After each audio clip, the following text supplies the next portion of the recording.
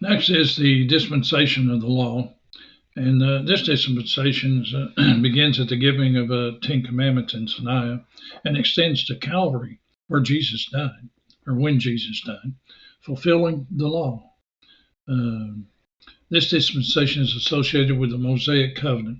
It is during this dispensation that the entire Old Testament was written, and its primary application is to the Jews. The covenant is with Moses and the children of Israel as a nation at Sinai. The events of this dispensation are as follows. In the beginning of this dispensation, in grace, God in grace had delivered the people from Egyptian bondage and now offered them the law. And that's in Exodus chapter 19, verses 3 through 4. Their responsibility was to keep the law. And they said, all that the Lord hath spoken, we will do.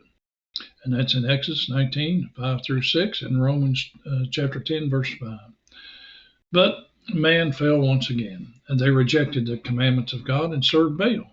And you find that in 2 Kings chapter 17, verses 7 through 17, and verse 19.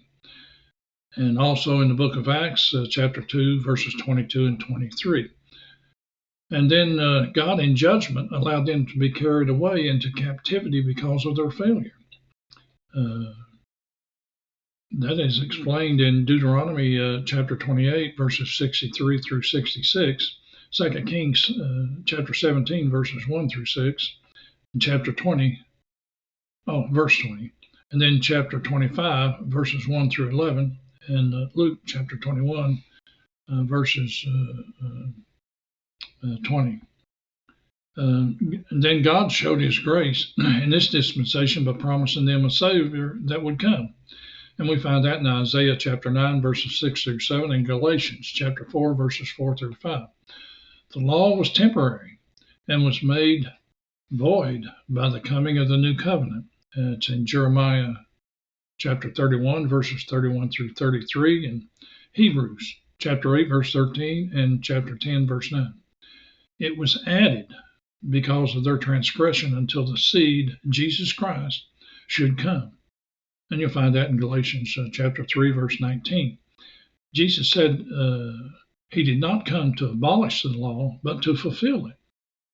And that's in Matthew chapter 5, verse 17. Later we see that Jesus did fulfill the law perfectly. And because of this, we are saved through faith in him. And no one will be saved by works of the law. Mark that down.